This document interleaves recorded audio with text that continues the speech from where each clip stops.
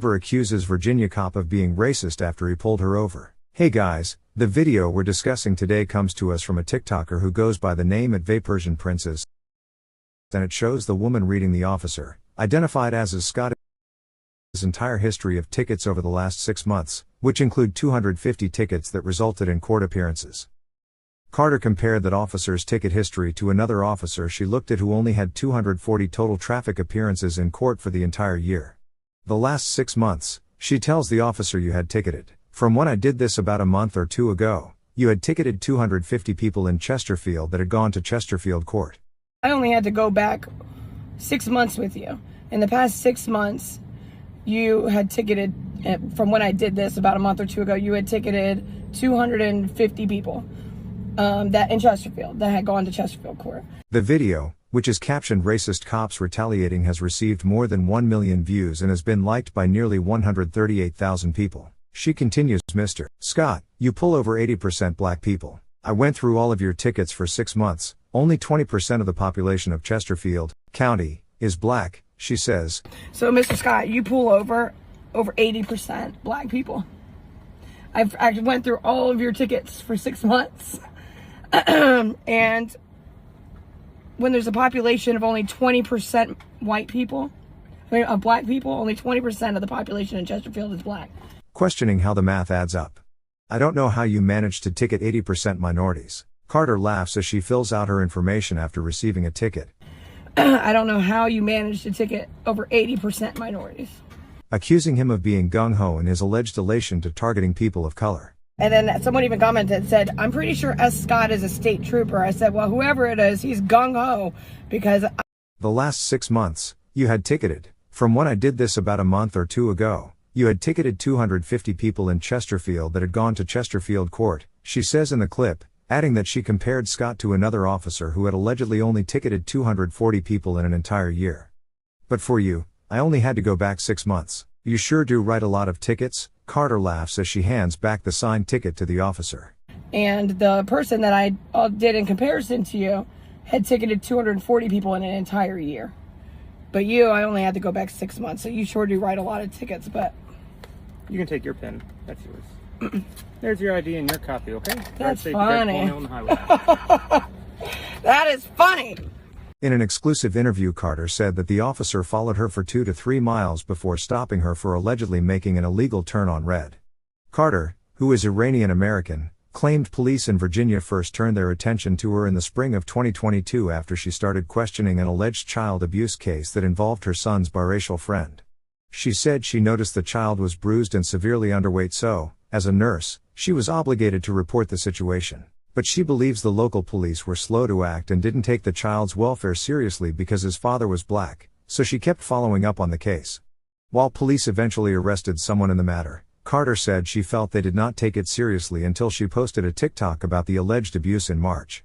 That video has received nearly 5 million views. After that, Carter said the Chesterfield police suddenly began popping up everywhere in her life. "I ended up trying to file for emergency custody, but the police began falsely arresting me," she said.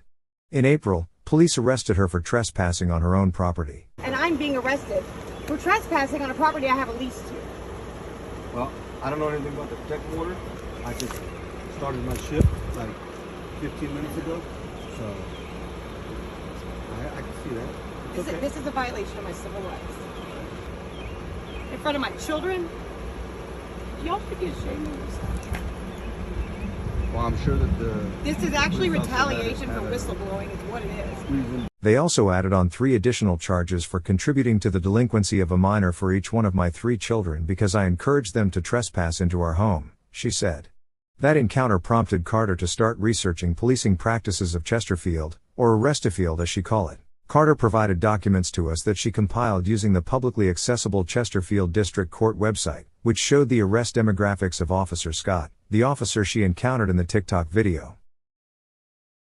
According to that data, which she also included in another TikTok video, the officer had stopped 53 drivers in 6 months, largely in October. The district court website displays the race of each traffic or criminal court defendant. Most of the drivers were black, 30 to be exact, and 13 were white. The race of 10 persons were unclear, but their last names appeared either Hispanic or Arabic.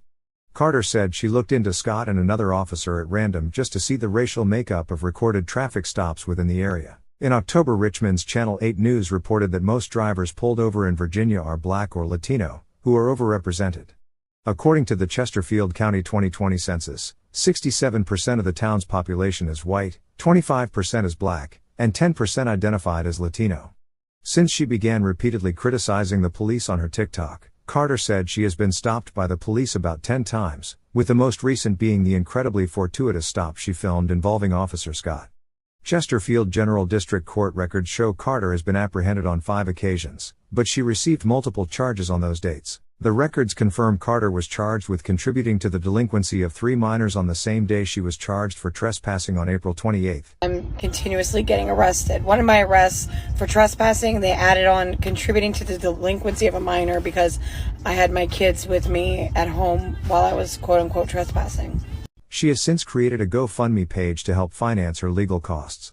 I'm asking for help with my legal fees. Since the first post that brought you guys all to my page, I got the attention of the local police chief, and I've been systematically harassed by the local criminal justice system. Fortunately, I was able to retain legal counsel, and he's really good. But good help ain't cheap, and you get what you pay for.